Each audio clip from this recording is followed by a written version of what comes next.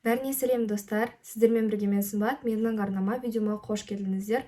Бүгінгі видео менде макияжға туториал болады. Өте көп қыздар менің инстаграмнан, ютубтан да көп осы макияжыма туториал сұрайды, және сондықтан да мен бүгін осындай видео түсіремін деп шештім. Жалпы мен бұндай видеоларды өте көп түсіретінмін, то есть макияжыма туториалды түсірген болатынмын. Бірақ та мен оны дұрыс монтаждамай немесе дұрыс түсірмей алмай қалдым ютубқа, сондықтан да мен бүгін түсіретін боламын. Сонымен қатар өзімнің косметикама кішігірім обзор жасап кететін боламын. Және де достар, көріп тұрғандарыңызда мен басымды жуып алған болатынмын, шашымды жуып алған болатынмын, сондықтан да мән бермей қойсаңыздар болады.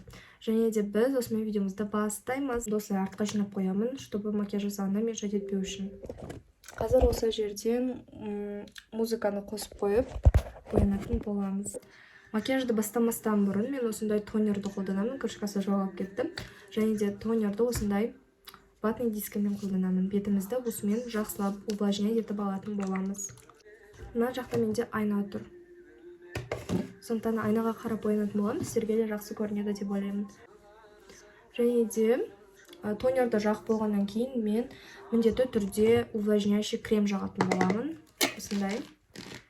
Мен қазір музыканы қосып қойайын, нормальный музыка. Кстати, жаңағы тонер менде... Кстати, мен ешқайқа бара жатқан жоқпын.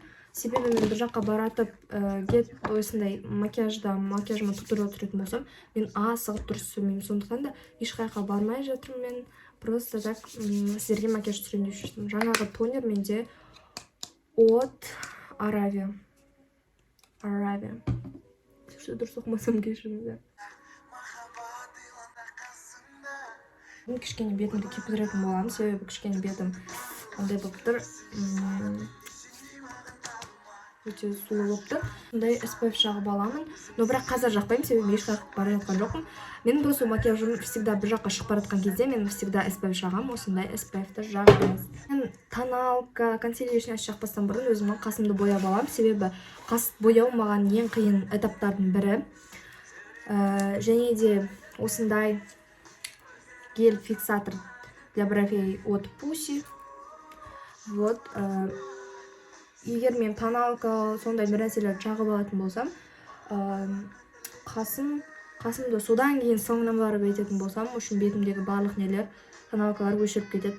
Себебі мына жақты өшірем, қанша рет өшірем деген сияқты. Өте көп попытка болады қасты менде жасаудан, сондықтан да маған қиын этаптардың бірі. И мынандай бір нәрсені аламыз да, өстіп жақсылап фиксироваться ету үшін үстінен бастырып шығамын. Қатырып болғаннан кейін осындай палетку от Kelly Girl'дан аламыз. Kelly Girl. Осының мынандай помадкасын қолданатын боламыз. Кішкене қоңырау. Қараңыздар. Мынандай. Және де мынандай кішкентай. Достар, мен, кстати, Каспиден тағы да кішігірім косметикалар заказ беріп қойдым. Сондықтан да ждите много косметик.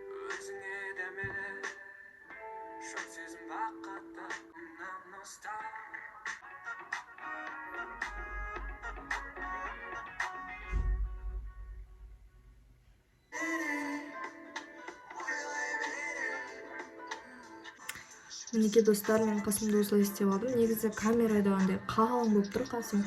Но на самом деле кішкене андай жұқара қасым болып тұр. Вот особенно вот этот вот қасым күшті шыққан достар. Бір жаққа асығып, бір жаққа шығып бара жатқан кезде короче не получается у меня қасым. Вот именно қазір нормально болып тұр. Кішкене қаралау, конечно. Достар, также мен қасым сияқты стрелканы тоже қиын, так что мен стрелканы да бір сағат жасаймын, сондықтан да қазір стрелкасы боламыз. Мен қасымнан туториал түсіре алмаймын, потому что әрең істеймін өзім. Ну, может быть, түсіретін шығармын, если вы хотите, конечно.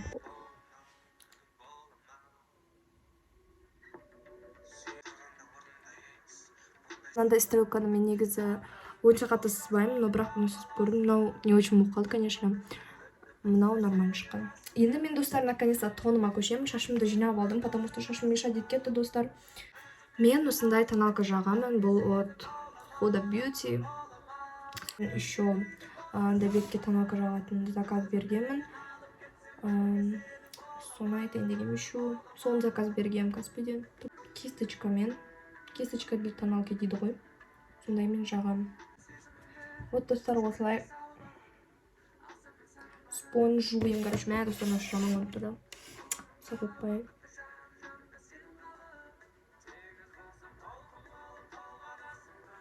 Короче.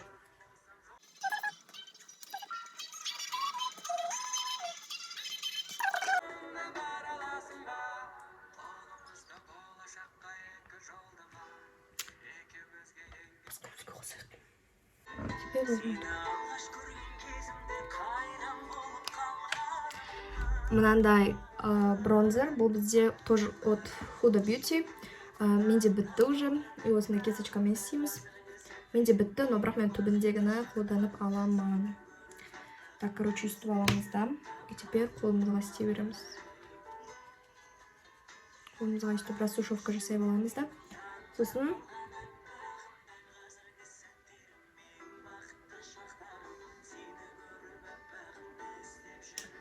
тура осылай, тура осындай түппен істейтін боламыз. Мына бетімен қойыңыздар, бәрін кетіремін. Осындай румяна менде. Онша қатты румяна қарамаймын. Және де осындай үлкен кисточканы аламыз енді. Енді мен бұны тоже жаңағы жерге, бірақ үсті жағына жағамыз.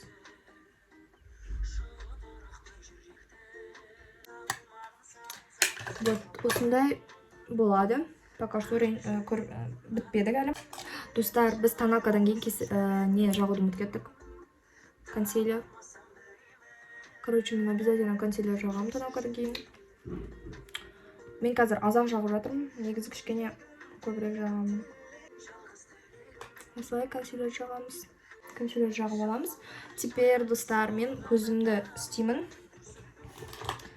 Көзім істеу үшін маған осындай тоже келгерлдікін ала беремін. Негізі менде тап бір палетка бар еді да, негізі соны қолданайыншы. От Avon. Бұл есту что менікі емес, маманікі. Вот осындай бағана кішкентай кисточканы аламыз да. Кішкене қара қоңырлау түсті таңдаймыз.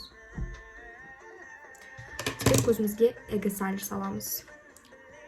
Негізі всегда эгесаль саламын. Мындай стрелкамен, достар. Мына жағын қазір өстіп көзімді істеймін.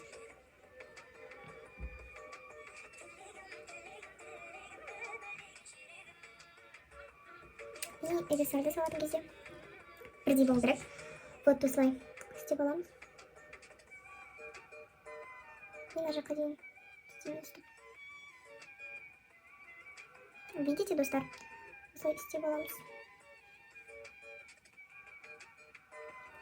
Қазір екінші жағын істеймін. Жаңа ғана біз рассушевка жасадық. Достармен тілмен шығып кетпеңіздер. Қазір біз бұны әдемілеп істейтін боламыз. Осындай хайлайтер аламыз. Негізі менде андай кішкене нелеу золотойлау хайлайтер еді. Бірақ мындай ақпен істеу керек.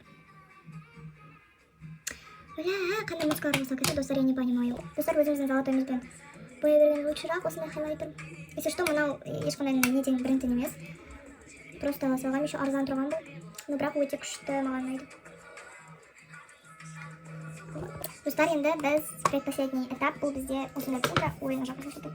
Так, бізде пудраның осындай пушоғы бар. Ғашық болғаным, сен маған ғашық болғаным.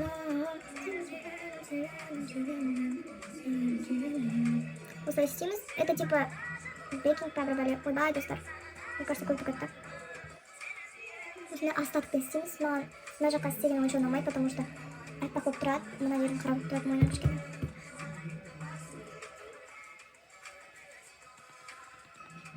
Осылай ровно болып істейміз. Вот достар. Так, и қазір біз мынау бейкинг кішкене ұзақ тұру керек. Сондықтан да біз ернімізді бояп аламыз қазір. Мен ерне блеск помада, карандаш заказ беріп қойдым, достар. Сондықтан да олар да тоже келеді. Осылай бояп аламыз.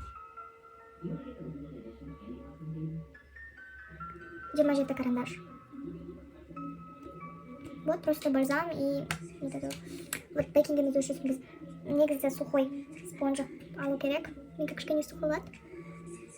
Осылай рассушевка жасаймыз. И вуаля, достар, біздің макияжымыз бітті осымен. Что-то не хватает, да, но нормально шықты макияжым. Үстіне тень не хватает, оны тень жақпаймын. Вот, достар. Осындай макияж шықты. Мен негізі күнделікті мынадай макияж жасамаймын. Көбінесе легкий жасаймын, просто менің нағыз қатты боянғаным осы.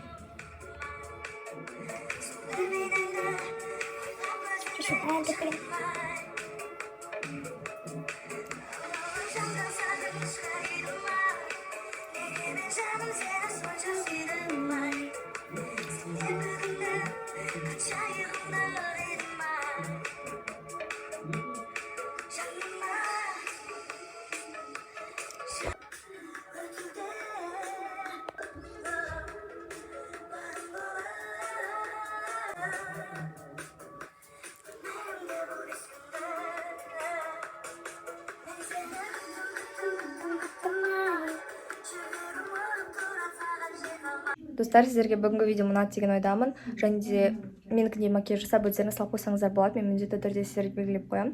Және де сіздермен бірге болған мен Сымбат. Барлықтарыңызға сау болыңыздар.